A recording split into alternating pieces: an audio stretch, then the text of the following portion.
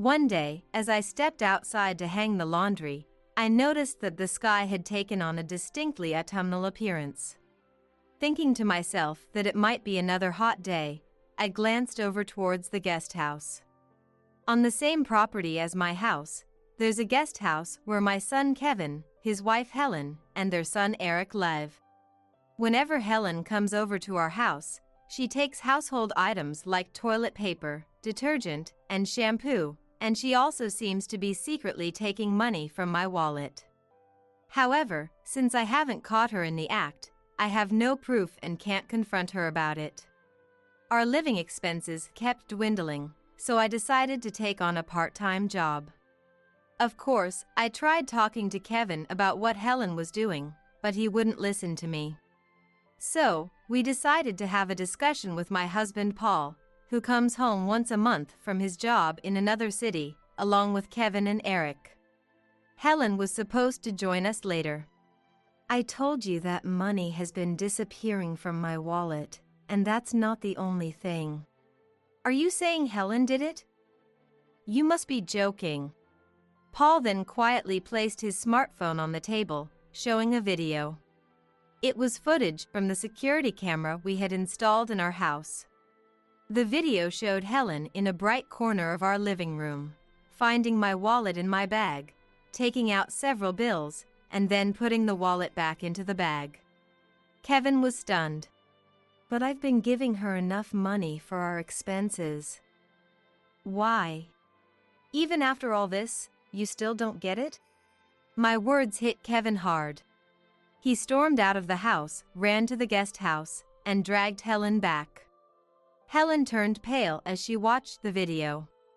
My name is Rebecca, a 60-year-old housewife. My husband Paul works in another city and comes home about once a month.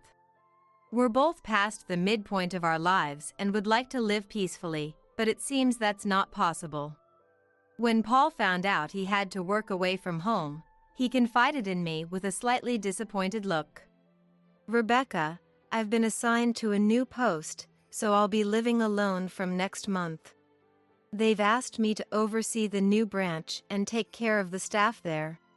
Paul has always been a caring big brother figure at his company, and everyone looked up to him. He's not just supportive at work but also at home. When Kevin was a newborn, Paul took the initiative to help with feeding and changing diapers. Even though he couldn't take parental leave, he spent weekends and summer holidays napping with Kevin, taking him to the park, and teaching him as he grew older. Seeing Paul unusually downcast was rare. Don't be so upset. You'll be back soon, right? I assumed he would be back in 2 to 3 months. Well, I'm not sure how long it'll be. I'll be working in another state, so I won't be able to see you often. I'll only be able to come home about once a month, and I'm worried about you. Why is he worried about me? I thought for a moment and then realized. I had a chronic illness and had just undergone surgery recently, so he was worried that something might happen to me. Don't worry. Kevin and his family are in the guest house, and I'll contact you if anything happens. On the same property as my house, there's an annex where Kevin, his wife Helen, and their son Eric live. Kevin got married 6 years ago and lived in an apartment for a couple of years, but due to the landlord's circumstances, they had to move out. They searched for other places, but Helen refused to accept any of them, eventually coming to ask if they could live with us. Paul was not keen on the idea and initially opposed it. Kevin, you know Rebecca has a chronic illness. I don't want to burden her too much, so I'm against it. We turned him down once, but when less than a month remained before they had to leave, Kevin came back looking quite desperate. Dad, please, we won't cause any trouble. Just let us live in the guest house. By the time this request came, Paul had changed his mind and agreed to let Kevin's family stay in the guest house. When I asked him why later, he said it was because he felt more secure knowing I wouldn't be alone. It's been about 3 years since then, and they show no sign of moving out, still living in the guest house. Not wanting to worry Paul, I tried to sound cheerful. Don't worry. I'm recovering well after the surgery, and I'm taking my medication properly. We should install a monitoring camera. The newer models are quite advanced, with temperature sensors to help prevent heat stroke and other features. You're worrying too much. I laughed, and we talked into the night. Later, Paul actually installed a monitoring camera and linked it to an app on his smartphone. I was surprised, but since it was placed high up, it didn't bother me, and I quickly got used to it. A week later, Paul left with a heavy heart, and now I live alone in a house that feels too spacious. However, I had something on my mind that I hadn't told Paul. It was about Kevin's wife, Helen. Even though she was supposed to be a housewife, she often left Eric at home and went out somewhere.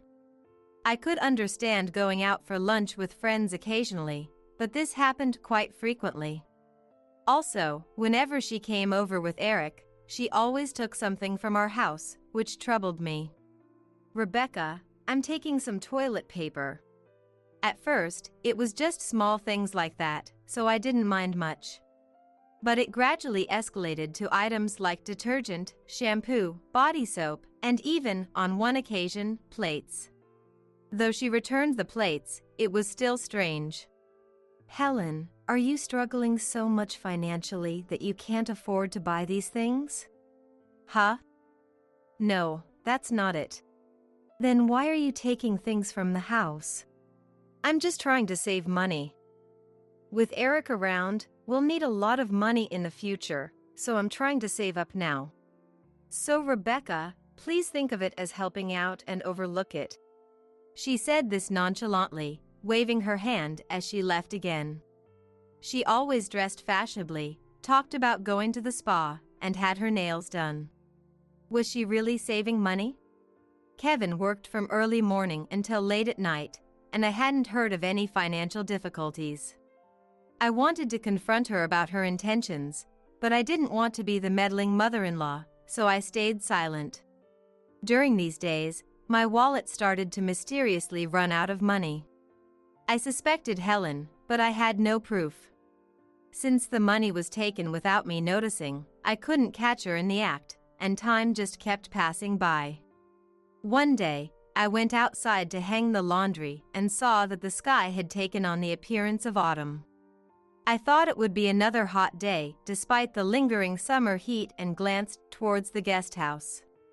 Even after this, I never once saw Helen taking money. I wondered if it wasn't her after all, but I started hearing unfavorable rumors about Helen from various neighbors. They said they saw her dressed like she was going to a club or walking around with young men. I was skeptical. I knew she liked to dress fashionably, but I had only seen her in outfits you'd see in fashion magazines, and she didn't seem like the type to cheat. When she was at the guest house, she sometimes wore pajamas, so I couldn't imagine her partying around. However, the fact that people had seen her suggested that there might be a side of Helen I didn't know. Even as I kept an eye on things, my wallet continued to lose money. Running out of living expenses, I decided to get a part-time job until I could find proof. I told Paul it was for a change of pace, but he was very worried. I managed to get his approval on the condition that I wouldn't overdo it. Fortunately, I saw that the nearby supermarket was hiring part-time cashiers, so I contacted them and went for an interview. I had also consulted with Kevin just in case, and on the day before my first shift, I told him, "Kevin, I'm going to start working part-time next week." "Why?" "You just got out of the hospital and must still be exhausted. It's only 3 days a week, so I'll be fine. Besides, about Helen." I decided to talk to Kevin about Helen's behavior, hoping he might say something to her and we could make some progress. "What about Helen?" "Actually, she's been taking things like toilet paper and shampoo from our house recently. Is your household struggling financially?" Kevin was indignant. "No way. I provide money every month, and Helen handles the finances. She used to work in accounting, so she's good at managing our finances. Is that so? But it's true she's been taking things. Also, money from my wallet. Money? Are you saying Helen's been taking that too? Kevin looked skeptical. Yes. Money has been disappearing little by little from my wallet. She probably thinks I haven't noticed, but if this continues, it's going to be a problem. Could you talk to her about it? Mom, are you losing it? There's no way that's happening. Kevin sighed deeply and didn't believe me, no matter what I said. The next day, I told Helen that I was going to start working part-time and that I wouldn't be able to watch Eric as often. This happened just as Helen came over to leave Eric with me. Helen frowned and complained. What? Then who's going to look after Eric? Helen, let me be clear. You need to take care of your own child. Why do you always leave Eric with me and go off somewhere? Where do you go? I spoke firmly, and Helen glared at me, annoyed. Fine, I understand. I won't ask you anymore. Without answering my question, she took Eric's hand and went back into the guest house. I felt a cold sweat down my back from the tension, but from that day on, only Eric would come over. Granny, play with me. I thought to myself, Helen's out again, and invited Eric inside, taking care of him. I hoped that starting my part-time job would make Helen reconsider her actions. With that faint hope, I spent the week. The first day of my part-time job arrived, and my shift started from 10 a.m. to 3 p.m. Having been a housewife for so long, I was nervous about working again. Although being a cashier seemed simple, there was a lot to learn and do. I clutched my notepad and pen and received training from a young employee. She was in her 20s, much more capable than I was, and she quickly explained how to handle point cards and operate the self-checkout. Her name tag had a gold badge that said, Customer Service Expert, and her demonstration of how to handle the register was excellent. I need to make sure I remember this. I reminded myself as I headed home and approached the gate. As I searched my bag for the house key, I saw Eric standing in front of the house. I was puzzled and quietly approached him. Not realizing my previous thoughts had vanished, I called out to him. Eric? What are you doing here? Hearing his name, Eric looked up, his eyes brimming with tears and his nose running as he stood there crying. I was startled and quickly took a tissue from my bag to wipe his tears and nose. What's wrong? Did something sad happen? He told me that he had been waiting here for me to come out all day. When I didn't come out, he asked his mother Helen, who told him that Granny had gone to work and wasn't home, which shocked him and made him cry. Why did Granny have to leave? Is it because of my work that I can't play with Granny anymore? Eric said, sniffling and trying his best to explain. Work? What work do you have? I asked. Eric replied, This, and handed me a piece of paper. I unfolded the paper, which was folded into quarters, and saw Helen's handwriting. Eric's job. Transfer money from Granny's wallet to Mom's wallet once a day. I was stunned by this instruction. What? I looked back and forth between the note and Eric's face, and in a trembling voice, I asked Eric, Eric, did Mom tell you to do this? Then, Eric answered, Yeah. Mom said it's my job and gave me this paper. My face tensed up, but I invited Eric inside and gave him some juice. He drank it happily, but I was in shock. I couldn't believe that Helen had instructed such a small child to steal money. Could this really be happening? I wasn't sure. How could this have happened without me noticing? I've always been with Eric, and at 5 years old, he shouldn't have had many opportunities to take money from my wallet. We were together from morning till night, so how did he manage to steal money? Suddenly, an idea came to my mind. That night, I called Paul and explained the situation. Okay, I understand.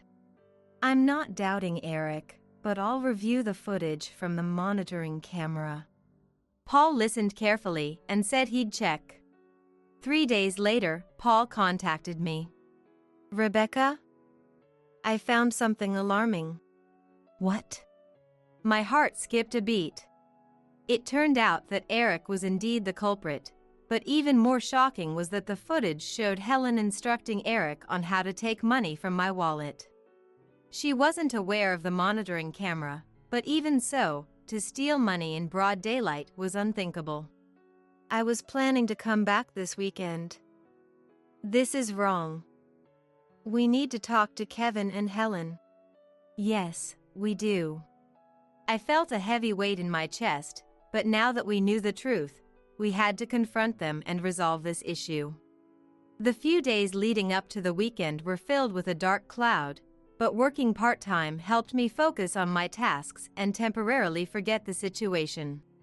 The weekend arrived with a forecast predicting a direct hit from a hurricane, but fortunately, it veered west, leaving our area clear and sunny. However, despite the bright weather, a dark cloud hung over our household.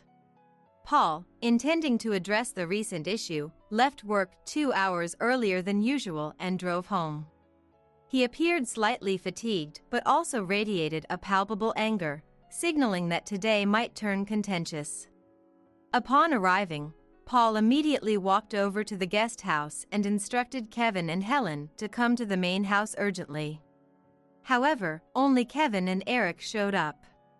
In the living room, Paul and I sat on one side of the table, facing Kevin and Eric on the other.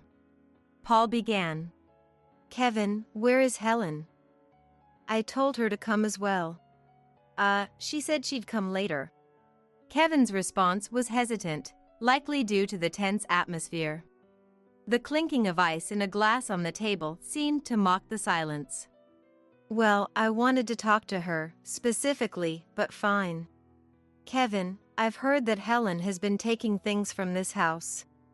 Kevin looked shocked. Mom mentioned something like that before, but it's not like it happens often. Besides, Helen said she got those things from you, Mom. She says I gave them to her, but I didn't do so willingly. She insisted on taking things, saying she needed to save for Eric's future. Helen wouldn't do something like that. And about the money missing from my wallet, too. You can't be serious.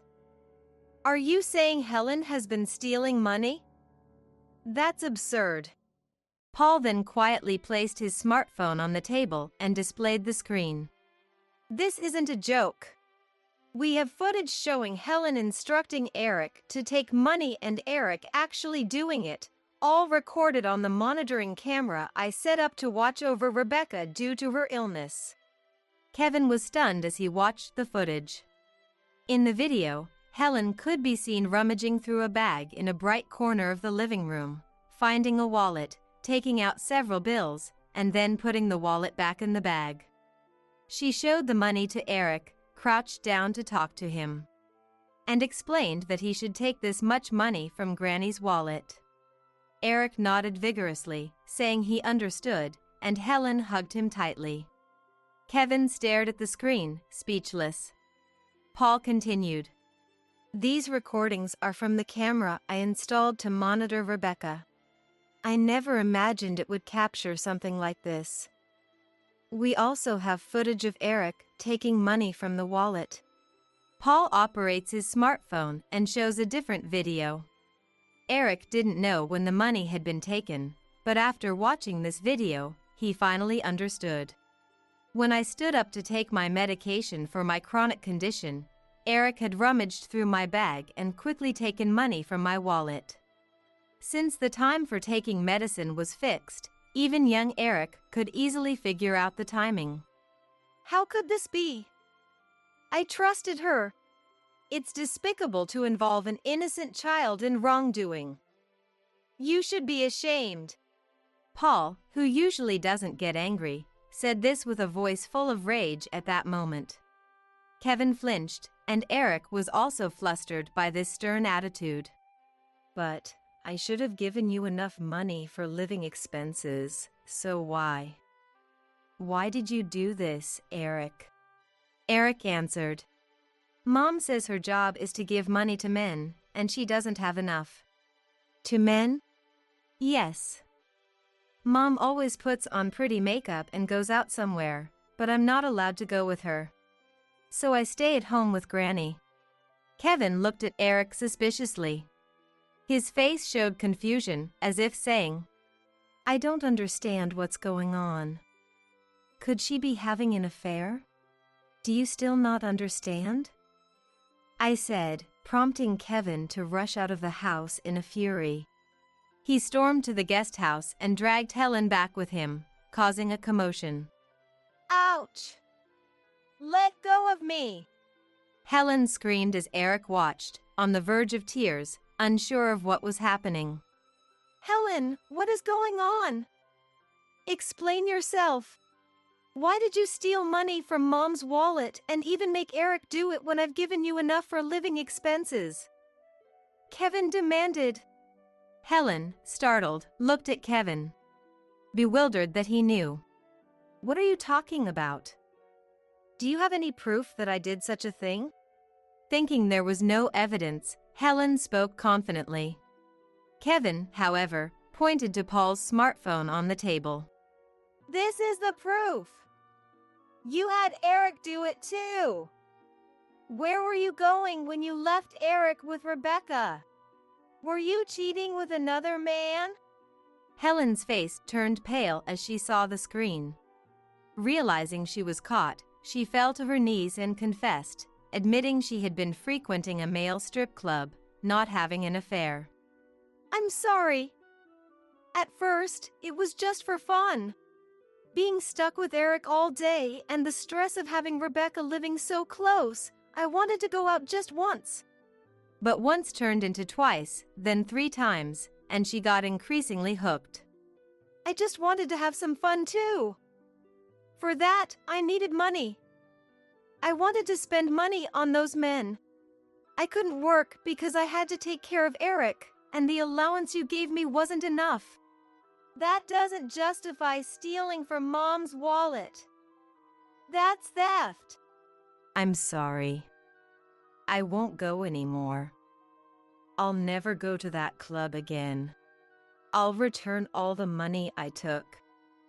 Please forgive me.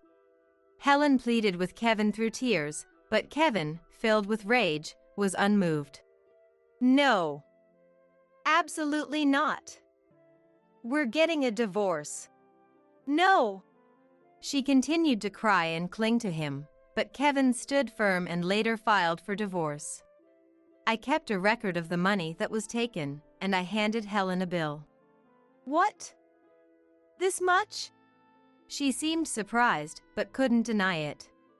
She tried to negotiate for a lower amount, but I refused to budge and demanded the full amount. Helen, you should be grateful I'm not filing a police report. Repeated theft, even by a family member, would lead to your immediate arrest. Upon hearing this, Helen fell silent, bit her lip, and left. Kevin, in the process of divorcing her, also filed a claim for damages. A colleague at his workplace who had recently divorced recommended a good lawyer. Thus, Helen had to repay not only me but also pay damages to Kevin. Astonishingly, even in such circumstances, she couldn't stop going to male strip clubs, and there were rumors she had accumulated $20,000 to $30,000 in debt. I couldn't understand what drove her to such extremes, but it seemed only a matter of time before she couldn't manage her finances due to excessive payments. As for me, since I no longer needed to work part-time, I quit the supermarket and spent my days relaxing at home. No one lived in the guest house anymore, but instead, Kevin and Eric moved to the second floor of the main house.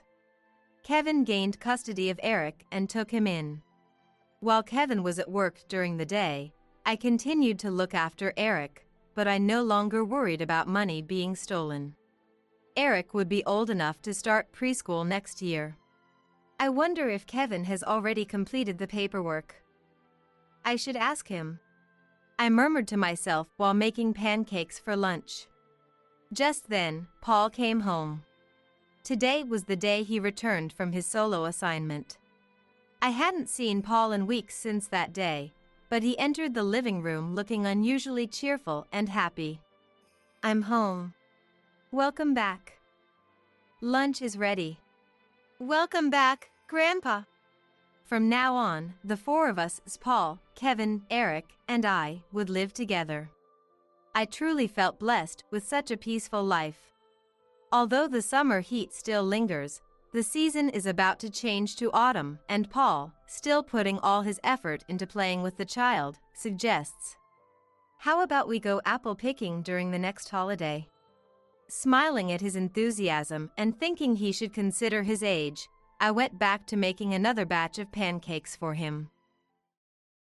I got pregnant with Richard's child. "What?" "So please divorce him and leave. Please." "What are you saying out of the blue?" "Please."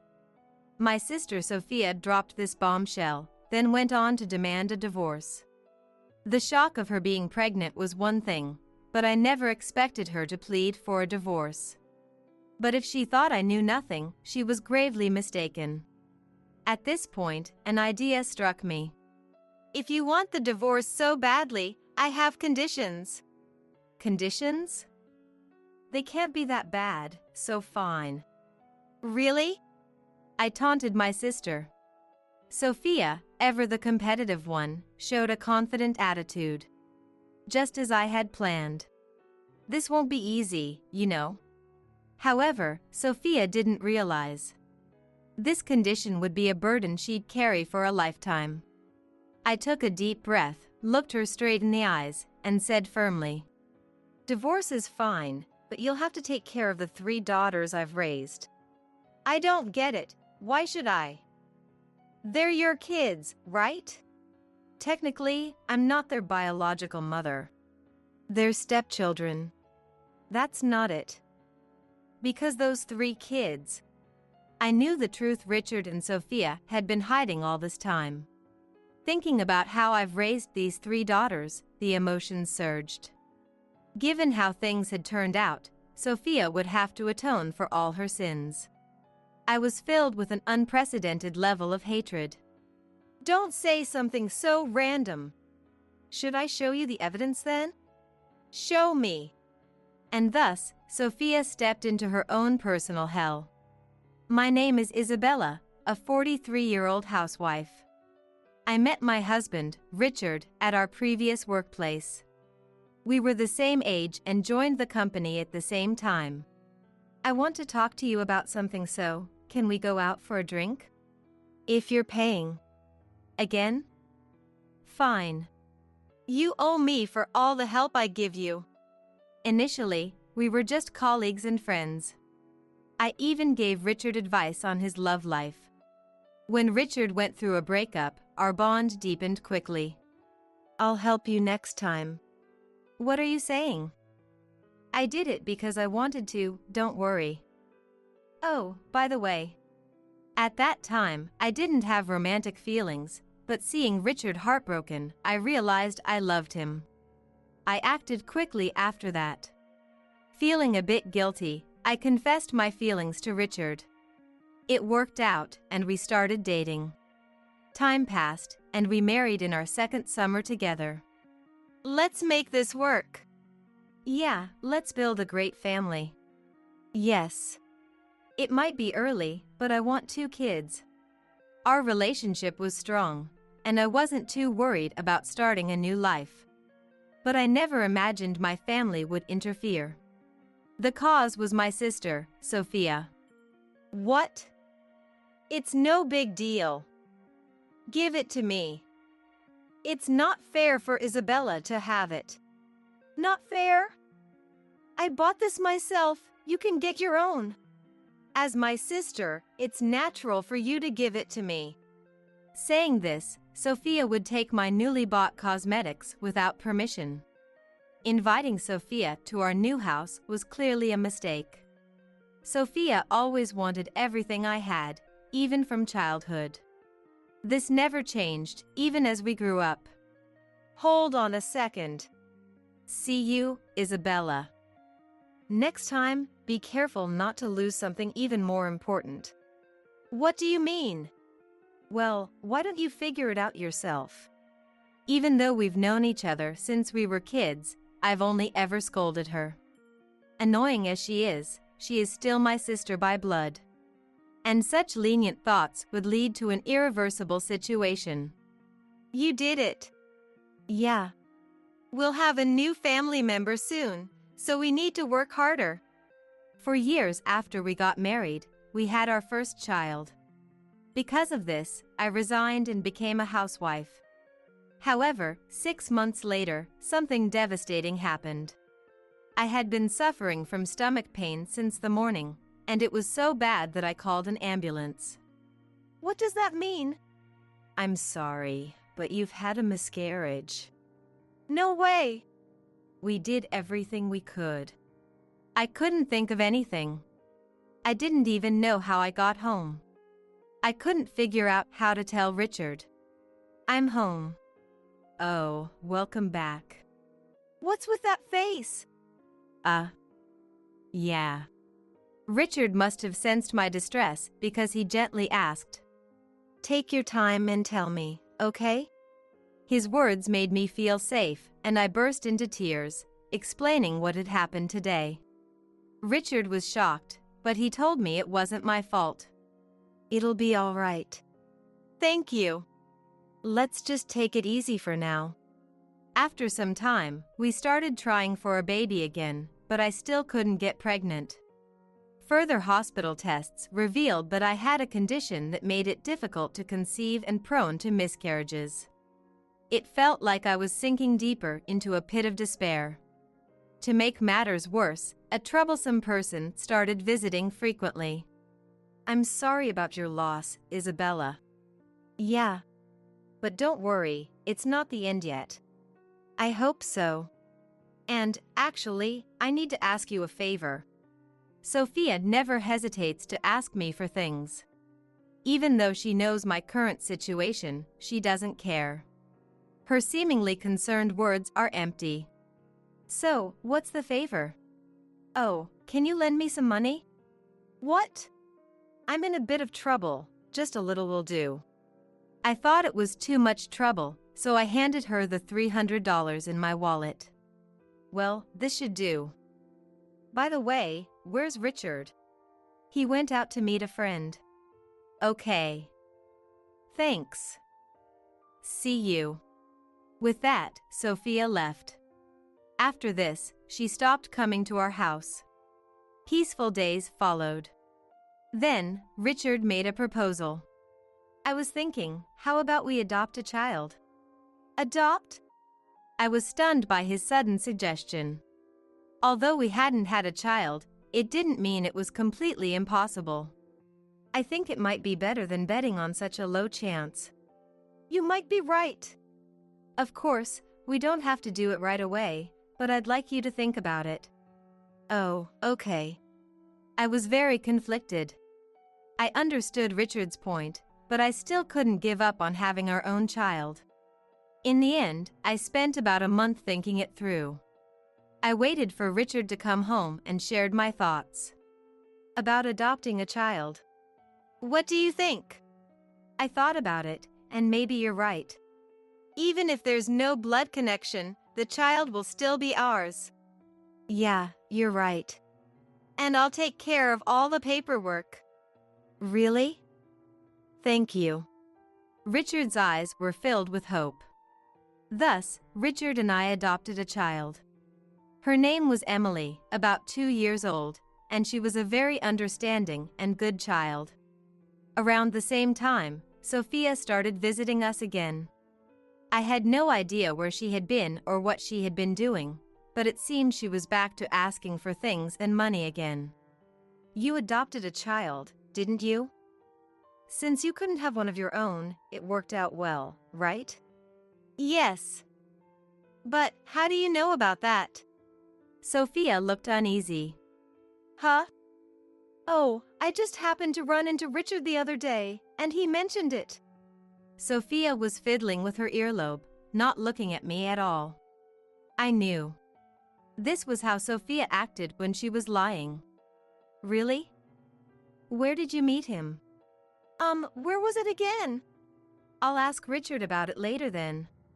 Does it even matter? She clearly tried to change the subject. Her desperation made me think she had been in touch with Richard for a long time. Oh, is this a limited edition item? I got that for my birthday the other day. Give it to me. Were you listening to me? Of course I was. But it doesn't matter to me. I'm your sister, so it's fine, right? Just get another one. Hey! Don't touch that. I tried to take the makeup Sophia had grabbed from her. But she resisted, and we both fell to the floor. At that moment, Richard came home. What are you doing? This is. Are you okay? Huh?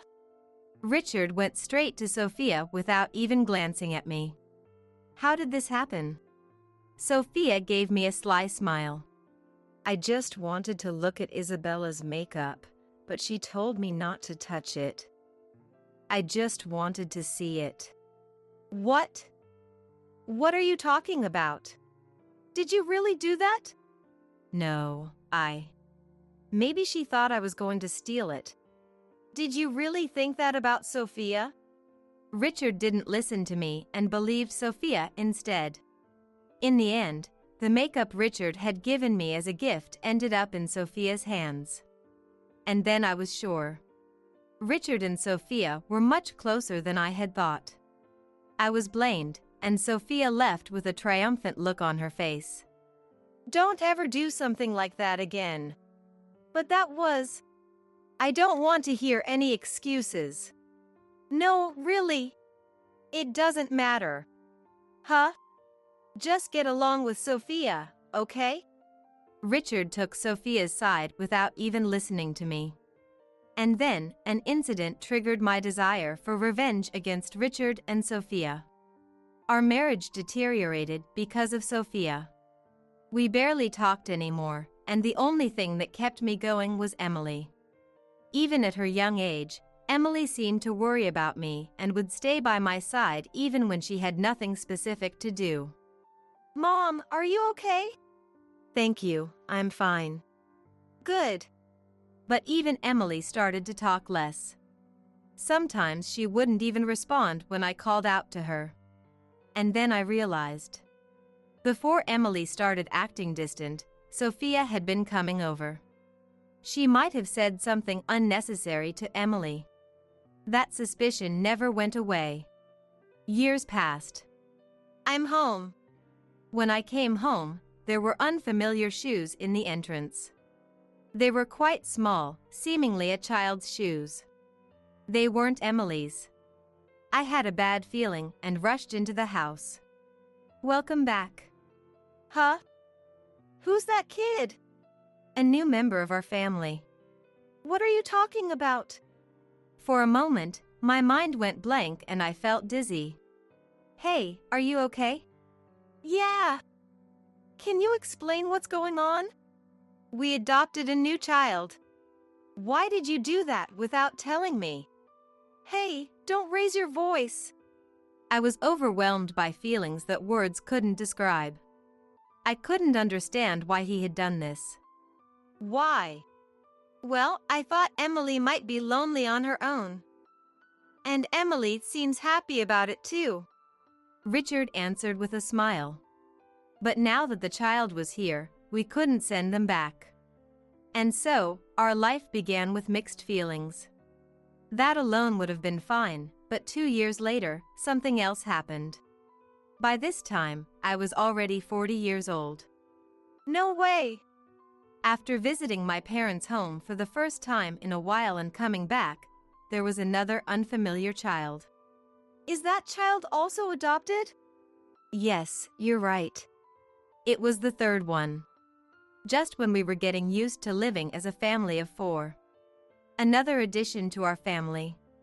While it sounds like a happy thing, the circumstances were not normal. Moreover, Richard was pleased with himself, thinking he was doing a good thing. Let's get along from now on. Thus, our new life with 5 people began. Watching the 3 daughters, they seemed like real sisters. Their faces even looked somewhat similar. This realization hit me again when Sophia visited. Long time no see, Isabella. Yes, indeed. I braced myself. Whenever she came over, it was usually to ask for something.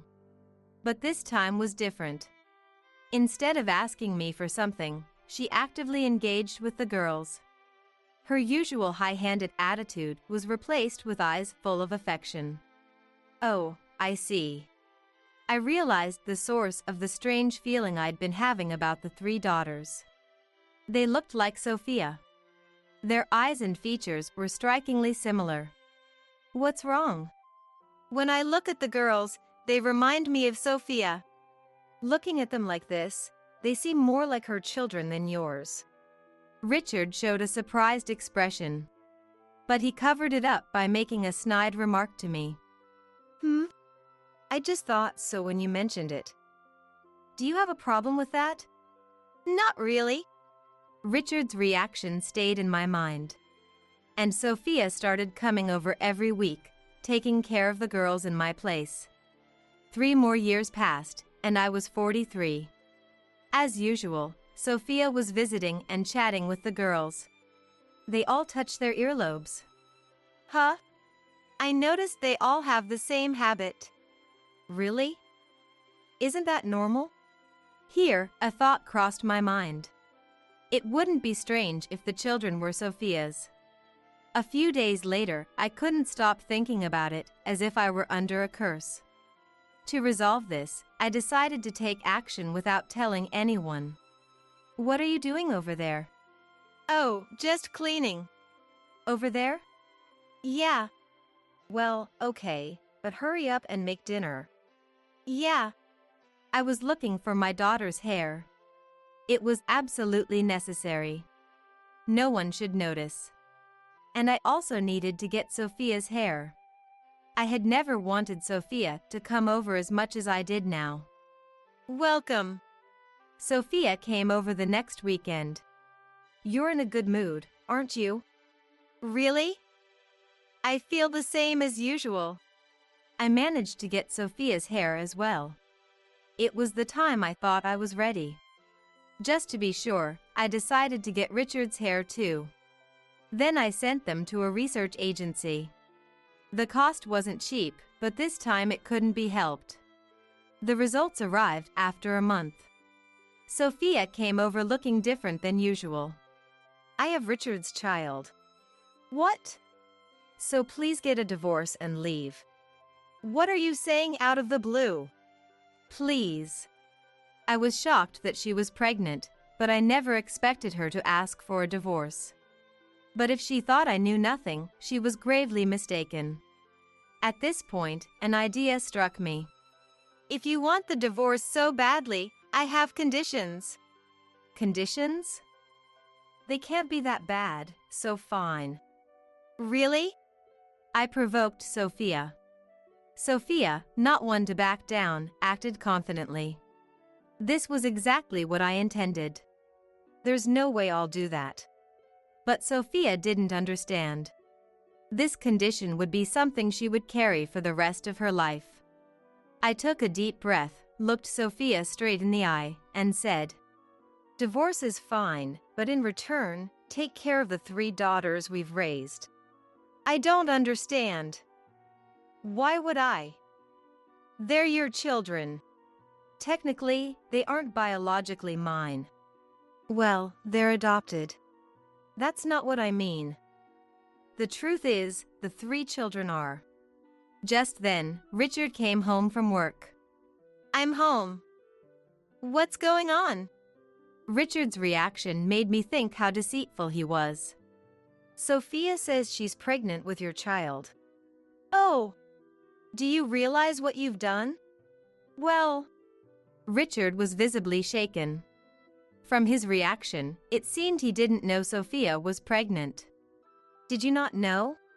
I just found out now. I didn't know she was pregnant. Really? But whether Richard knew or not didn't matter to me. That wasn't the important part. So, about the 3 children, I know the truth. If you're going to say something, now is the time. I looked back and forth between Richard and Sophia.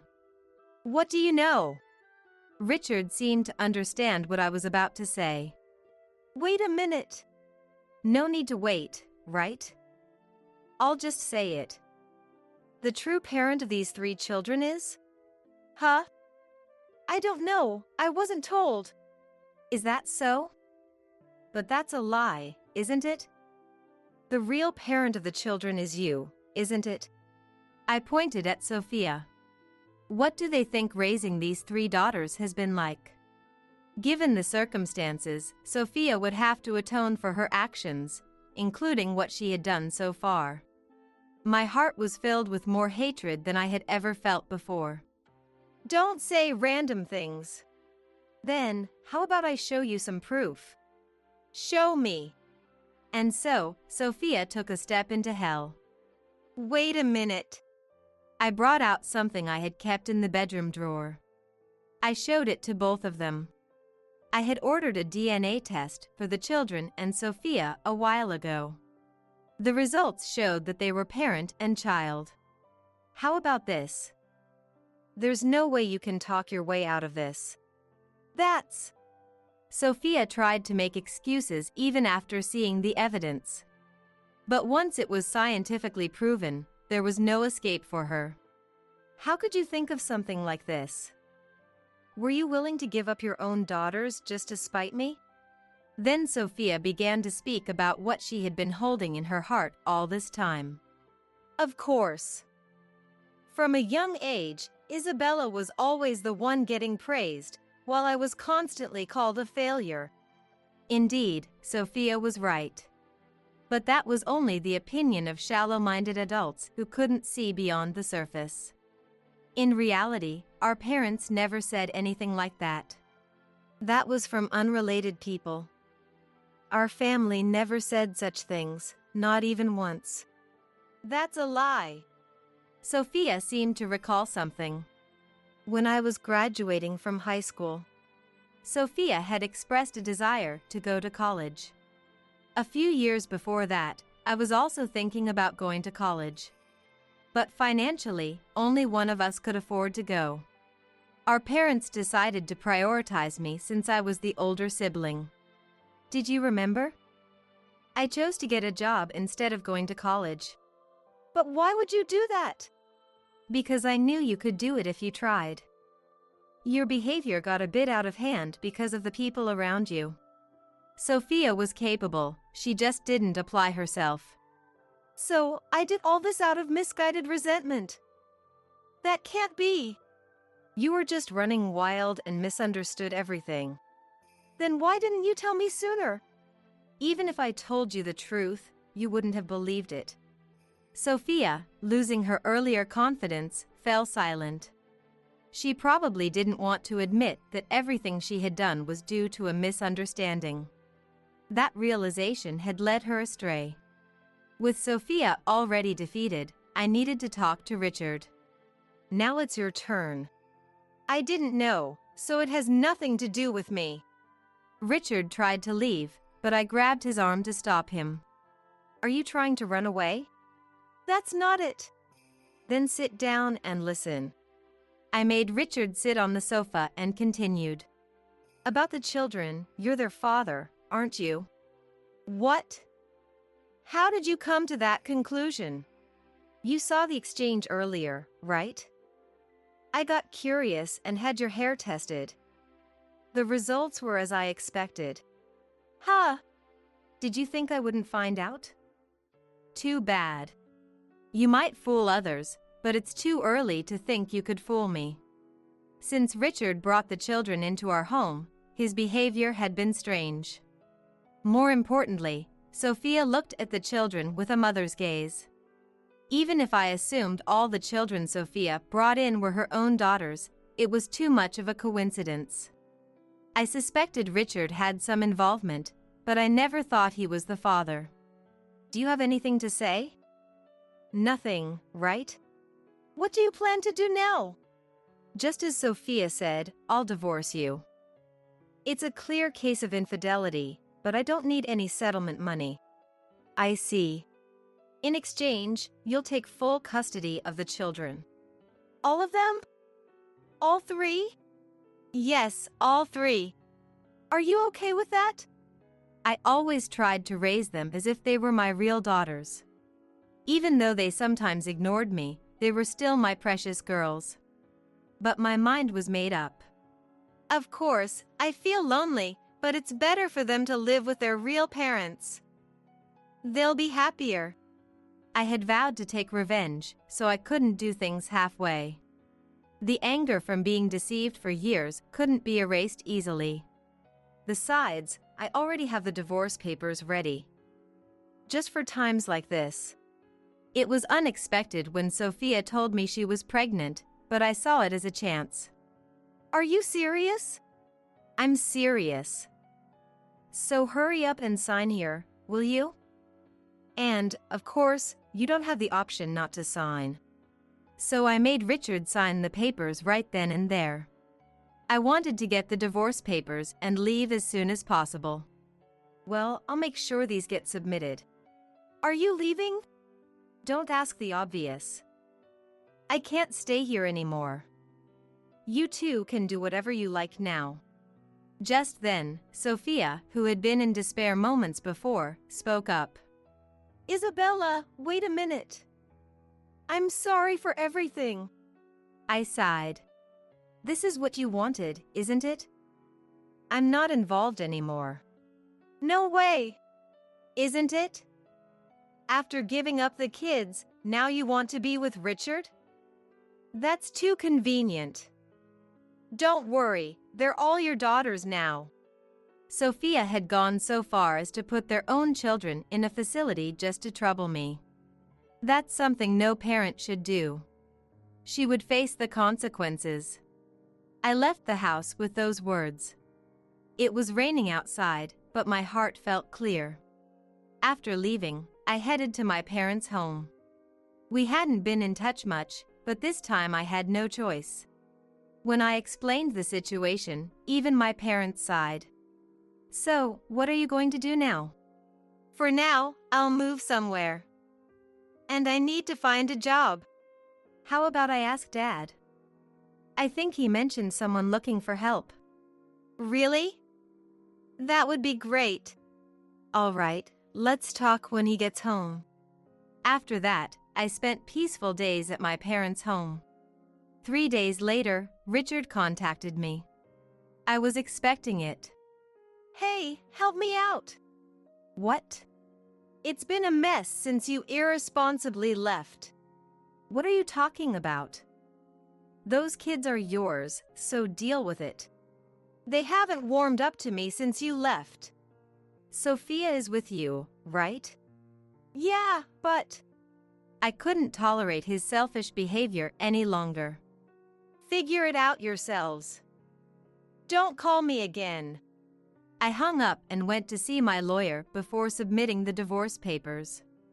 I initially told Richard the first wouldn't ask for a settlement, but I decided to make him understand my position. After all, he deceived me and then had the nerve to complain, so I wouldn't hold back anymore. Then, I got a call from Sophia. The police came by the other day. I don't know anything about that. It must have been you. Well, you deserved it. Putting your own daughters in a facility was a stupid thing to do. The future awaiting Sophia was unimaginable. Thus, I began living alone. I got a job through Dad's introduction, and everything has just begun. I was alone, but filled with hope. After quitting his job post-marriage, Brian, who now only works a part-time job 3 days a week, keeps dumping household chores on me, despite my full-time job. To add insult to injury, he's stingy with living expenses and started ignoring me when I confronted him about using my credit card without permission. Hey, I'm at my limit. I complained after dinner one day, but Brian didn't even look at me and went upstairs to his study. Determined to talk it out, I was halfway up the stairs when I heard Brian's voice. He seemed to be on the phone with his mother, Zoe. Mom? Lily is still acting all high and mighty. I'm fed up, so why not introduce me to some cute girl? It's fine, she's totally into me. She won't complain even if she finds out. I felt like my breath had stopped. How much does this man look down on me? Asking his own mom to set him up with someone else, unforgivable. I bit my lip and whispered to myself, just you wait. I'll make you regret ever taking my feelings for granted. I'm Lily, a 34-year-old housewife. I work as a regular employee at a major company. 7 years ago, I met Brian when he joined the company right after graduating from college, and we became close as we worked on the same team. His slightly needy side was cute to me, and I was happy he relied on me, being older. After we started dating, I accepted Brian's proposal and we got married. Brian lost his dad in his teens, but I never got the impression he was a mama's boy, and we only saw Zoe at Christmas. Zoe lived a bit far away and never just dropped by, so Brian and I were having a peaceful married life. However, Brian's actions suddenly cast a shadow over everything. We can live on your salary alone, right? One day, Brian suddenly broached the subject after coming home from work. Excuse me? I quit my job today. I was shocked by Brian's nonchalant declaration. Without showing any remorse, Brian continued with a smile. From tomorrow, it's all on you to work hard, Lily. Oh, and I'm counting on you for the housework too. I'll help out a bit. I was speechless. Wait a minute. You're telling me this after the fact? Yeah. It's my decision to make. Brian had been working in a different department for a while. He didn't seem to be struggling with his job, but maybe he was stressed? Still, he could have at least consulted me before quitting. Trying not to show my disappointment, I asked, "So, you're becoming a house husband?" I don't want to do housework all day. Then how about looking for a part-time job? I want you to contribute to our finances. All right, I'll give you money for groceries and utilities. You take care of the rest of the payments. And I'd like an allowance of $1,000. $1,000? I exclaimed in surprise, to which Brian nonchalantly replied, "It's cheaper than hiring a housekeeper." His words bothered me. He must be planning to work within my tax allowance. I've never heard of someone working part-time, earning less than $10,000 a year, and getting a $1,000 monthly allowance. But I didn't want to argue, so I reluctantly agreed. Brian, with his charming smile, was very popular. Even when we got married. Why would he marry someone older? There are plenty of prettier women out there. Female colleagues were jealous. Brian must have been facing troubles I didn't know about. If job stress could make him sick, then changing jobs was the better option. I was willing to work more for that. Since he lived at home until we got married, it was understandable he wasn't good at housework. I hoped he would get better with time. But my hopes were quickly dashed. At first, he would rinse the dishes and put them in the dishwasher, even vacuum the house, but after 6 months, Brian completely stopped doing any housework. For instance, one day, after an early morning start and overtime, I came home tired to find breakfast dishes still in the sink, and a pot that only needed reheating was left in the fridge. Sorry, I've been busy too. You know, looking for a better part-time job. Brian made an excuse while lounging on the sofa. The laundry was also wrinkled, left in the washing machine. Brian, who works a 3-hour part-time job 3 times a week, was off today. I'm busy right now, Lily, can you make it? I reluctantly asked Brian as I put the pot on the stove. Just like I said before, work is really hectic for me right now. So, I'd really appreciate it if you could take on a bit more of the household chores. Leaving for work at 6 a.m. and getting back at 8 p.m. doesn't leave much time for anything else. Then Brian frowned unpleasantly. I do take out the trash and clean my own room. And I bring in the laundry when it starts to rain. Yeah, and that helps. But preparing meals alone takes up all my time. I even make your lunch. Don't get all high and mighty over that. I stared at Brian with wide eyes. Brian twisted his face and spat out irritably. Just because you earn a little, you're acting all superior. That's disgusting. You only got to be an assistant manager and earn more than me because of everyone else's support. Don't you understand that? Leaving me speechless, Brian went upstairs with his mobile phone in hand and slammed the door of his study. Since then, Brian's selfish behavior became even more apparent. If I used the dryer because I couldn't rely on Brian, he would complain later. I was planning to hang the laundry properly. You don't trust me, do you, Lily? On another sunny day, trusting Brian and not using the dryer, I came home to find the laundry still in the washing machine. During such a weekend, while Brian was out, Zoe suddenly showed up. It takes an hour and a half by car from the in-laws' house, so we only visit together at Christmas. I remember being scolded by Zoe when Brian left the room during our pre-marriage meeting. Marrying a woman 4 years older? Brian could have anyone he wanted, why choose you?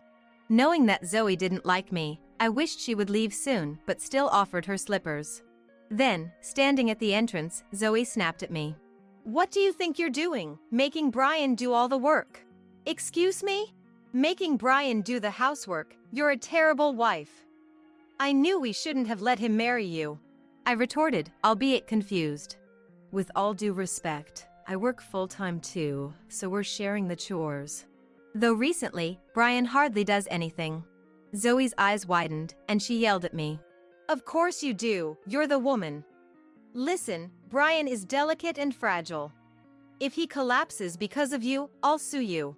Yelling one-sidedly, Zoe left. When Brian came back from shopping and I told him about Zoe's visit.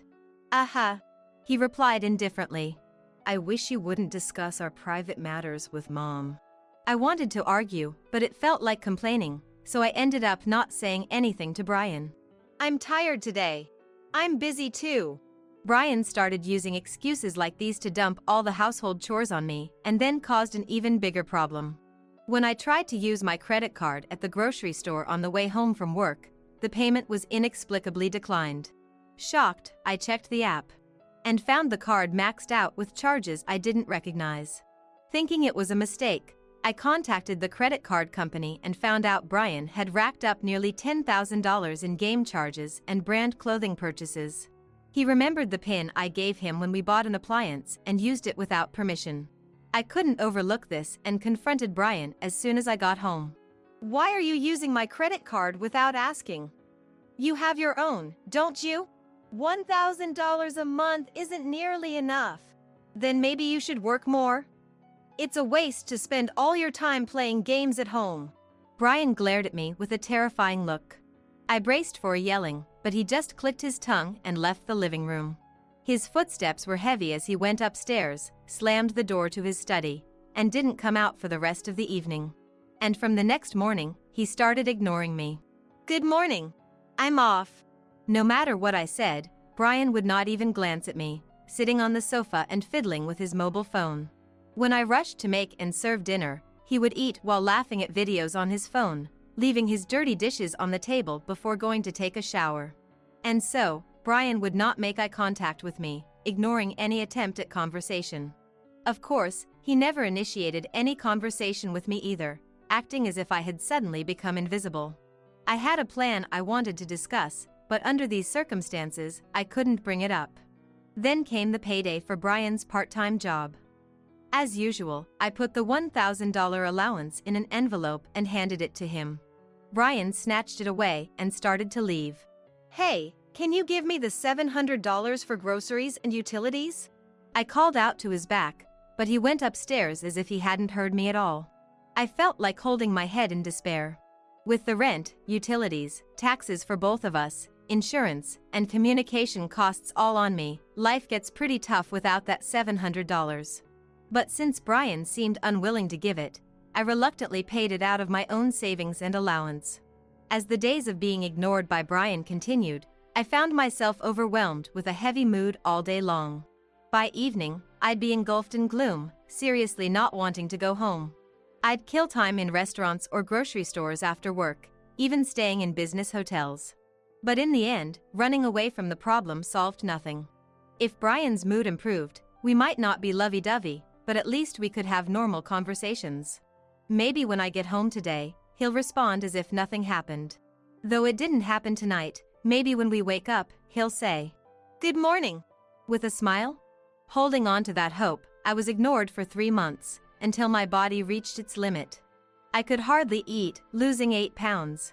Brian just laughed and scrolled through his phone, leaving his finished plate on the table and moving to the sofa, seemingly oblivious to me eating oatmeal with a pale face. I put down my spoon, stood up, and went to Brian with a voice so faint it might disappear. "Hey, I'm at my limit." Brian seemed annoyed by me, stood up from the sofa, and went upstairs to his study. I slowly rinsed the dishes, loaded the dishwasher, wiped my hands, turned it on, and left the kitchen. This isn't right. I need to talk to Brian. Tomorrow's my day off, so it's a good chance to talk without worrying about time. Halfway up the stairs, I heard Brian's elated voice. He seemed to be on the phone with Zoe. "Mom, Lily is still acting all high and mighty. I'm so fed up. Can you introduce me to someone cute? It's okay, she's totally into me. She won't complain even if she finds out." My breath almost stopped. How much does this man look down on me? Asking his own mom to set him up with someone else, unforgivable. I bit my lip and muttered in my heart, "Just you wait.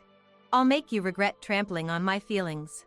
My feelings for Brian cooled instantly, and I put into action a plan I had been considering for a while. I waited until Brian was asleep, took only my ID, and left the house. I stayed in a hotel that night, and in the morning, I contacted a real estate agent saying, "I want to move in earlier." They agreed readily. After sorting out the gas, electricity, and water, I returned home while Brian was at his part-time job, and had the movers take my things to the new place. The apartment we lived in was a new designer apartment costing $1,500 in rent alone. I would have been happy with a cheaper place, but Brian insisted. So, when Brian quit his full-time job, I started looking for a cheaper, used apartment. I had planned to discuss it with Brian, but since he started ignoring me, I went to viewings alone and prepared to move as soon as his mood improved. But after hearing yesterday's conversation, I had no intention of telling Brian or Zoe where I moved. I decided to divorce and live on my own. Brian initially ignored the fact that I had left the house and didn't contact me at all. But after a month, he started calling my mobile phone incessantly, day and night. My message inbox was filled with Brian's desperate messages. "Lily, where are you? It's terrible to just leave like that. I got a notice that the rent couldn't be withdrawn. It's supposed to come out of our account, right? Did you forget to deposit? Deposit the money immediately. I'm getting reminders for the utilities, mobile phone bills, and even from the car insurance company. Put some money in, quickly. By the way, where's my $1,000 allowance?" It's your choice to leave, but it's a problem if you don't pay for things. It's common sense for the one with money to pay, right? How am I supposed to live on $800 a month? Don't ignore me. Brian was the one who ignored me first. I was just doing the same thing he did, but why is he so angry? And yet, no apology, just selfish demands. While I was dumbfounded reading the messages, Zoe called. I didn't want to answer, but ignoring her would only cause more trouble, so I reluctantly pressed the talk button. "Hello?" "Seriously, Lily. Running away from home and leaving Brian behind, what are you thinking? Acting on your own despite being his wife. Come back right now." I sighed and calmly retorted, "I'm not going back to that house." "Huh? You plan to abandon your duties as a wife? Who's going to take care of Brian? Brian is 30, not a toddler. He can take care of himself. If you're so concerned, maybe you should move in and take care of him?" My word. The one who really acted selfishly was him. I explained with restrained anger and in a calm voice. He quit his job to work part-time 3 days a week. His salary dropped, and even though I only asked for help with groceries and utilities, I couldn't even get that. Then he started using my credit card without permission, and when I confronted him, he began ignoring me. That's why I left. Zoe fell silent all of a sudden. After a while, she muttered, confused. Wait, he quit his job? The major company he was so proud to get into to please his mom? Yes. He quit suddenly one day without any discussion, saying we could live on my salary alone. Sure, I earn a decent wage because I'm his supervisor. But it was shocking when he quit out of the blue. Well, I suppose. Zoe sounded baffled. So, for the past year, Brian has been living off my salary. And he wouldn't even do the household chores. If you don't believe me, I can forward you the messages from Brian. It seemed Zoe had no idea Brian had quit his job. When I sent Zoe the message Brian had recently sent me, she explained in a soft voice. Brian has been consulting with me frequently. What about? Well, he said he's working hard, even doing overtime and working on holidays, but you hardly work because you're tired and neglects the housework. He said that you're living off his salary, yet you act all high and mighty, and that he's fed up and wants to have fun with a cute girl to relieve stress. That's what he told me. That's the complete opposite of the truth. I was utterly dismayed by Brian's lies, even to Zoe. How much more can he disrespect his life? He probably thinks Zoe will scold him and then he'll just come back home. First off, I've never heard of a mom looking for affair partners for her son. What are you thinking, Zoe? I pressed Zoe with a stern tone, and she started making excuses. Well, he says married life is tough, and he's venting. If he gets sick from stress, it'd be terrible. If matching him with a young girl makes him happy, it's a small price to pay. I couldn't get any living expenses, and after being ignored for 3 months, I was the one who nearly got sick.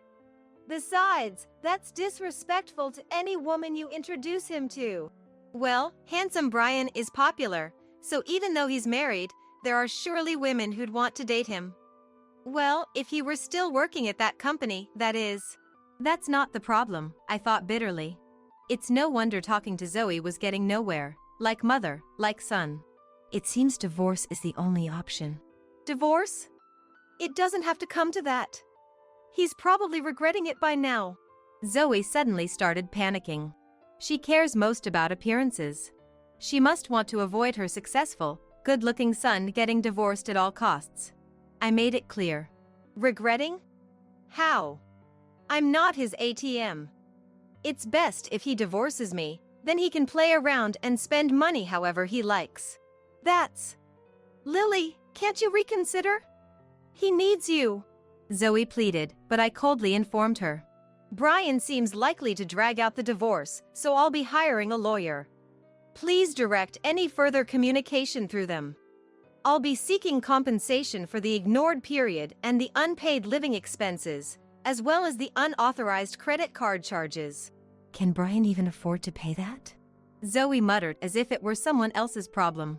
If the son can't pay, then the parents will have to. What? That's why I'm asking you to let Brian know I want a divorce. I'm counting on you. Lily, please, reconsider. I hung up without listening to the rest of Zoe's plea. The next day, I called a lawyer to discuss the divorce, secured an appointment for consultation, and felt a bit relieved.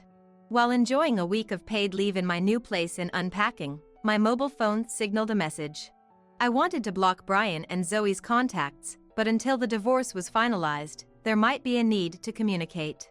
So, I left their contacts unblocked, without setting them to reject calls. I realized it was a mistakenly sent message. It appeared Zoe, not adept with mobile phones, had accidentally posted in the family group chat thinking it was a message to Brian personally. I decided to read it as well since it was shared. Brian, this isn't what we talked about. I was humiliated. What's wrong? You quit your job to work part-time 3 days a week? There was a pause. Did you hear that from Lily? Yes. Living off Lily's salary? It's shameful for a man to earn less than a woman. Mom, don't say such outdated things. That's why I kept it a secret. Brian quickly retorts.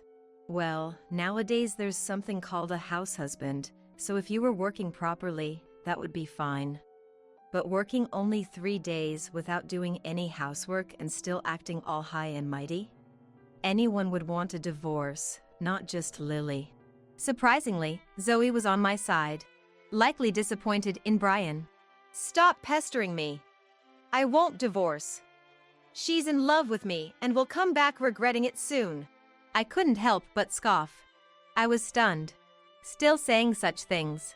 Where does his confidence that his wife wouldn't despise him no matter how badly he treated her come from? What happened to introducing me to a young and cute girl? That's off the table. Why? I was looking forward to it. Do you even understand your situation? No girl wants to get close to a 30-year-old man living off his wife's salary and working part-time. I burst out laughing, imagining Zoe's exasperated face. Someone will be out there. You know I've always been popular, Mom. If you were still employed at a prestigious company and a university graduate, there might be girls willing to date you, hoping for more, even if it's an affair. But not the current you. Really? Brian's response was ever so nonchalant against Zoe's anger. You can still make it. Go back to working at a big company like before. No, it's bothersome. Living off Lily's salary and lazing around is much easier. Brian's carefree admission was appalling. That's not how it works. Lily is planning to divorce you and claim compensation, including the credit card charges. I don't have that kind of money. If a bill comes, you'll pay, right? You have Dad's inheritance.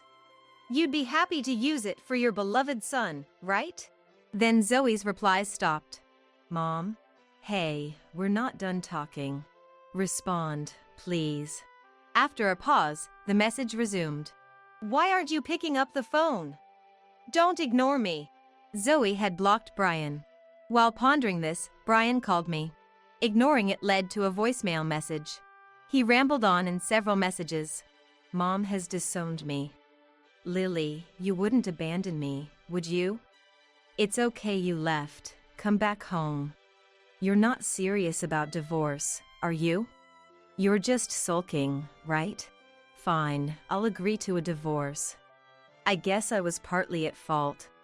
But I can't pay the compensation or the credit card charges. I just can't afford it. Anyway, keep paying the rent and taxes as usual. Your husband is in trouble. You earn enough to help out, right? And my allowance too. My astonishment surpassed anger. He probably still doesn't realize he's at fault. A few days later, Brian received a certified mail regarding the compensation and credit card repayment, and, finally understanding the situation and panicking, he sought legal advice. I love Lily. She's just upset thinking I dislike her. If she comes back now, I'll forgive her. Such nonsensical claims were made, but under legal advice, realizing I was serious, he turned pale. Despite his reluctance, the lawyer managed to settle the divorce after 6 months. Feeling refreshed, I blocked Brian and Zoe's contacts. Abandoned by Zoe, Brian was at a loss. Burdened with the $10,000 compensation, 3 months of unpaid living expenses, $10,000 for unauthorized credit card use, plus his own debts, of course he was. Brian, who had splurged on branded clothes using the allowance and my credit card, reluctantly sold his purchases for cash. Still short, he pleaded with the lawyer for a monthly payment arrangement. Procedures to seize his account if there was no payment were put in place. Unable to pay for the rent without my support, Brian moved to an older apartment. He had no choice but to increase his part-time hours to make ends meet. An ex-colleague who spotted Brian mentioned he was so emaciated, they hardly recognized him. I hope this serves as a wake-up call for him to discard his spoiled attitude and embrace independence. Freed from Brian, my earnings no longer drained by him, and liberated from the misery of being ignored, I've recovered fully. As a result of working with more motivation than ever before, I was promoted from assistant manager to manager, and with an increased salary, I'm living busy yet fulfilling days. I aim to balance work and personal life for a meaningful life.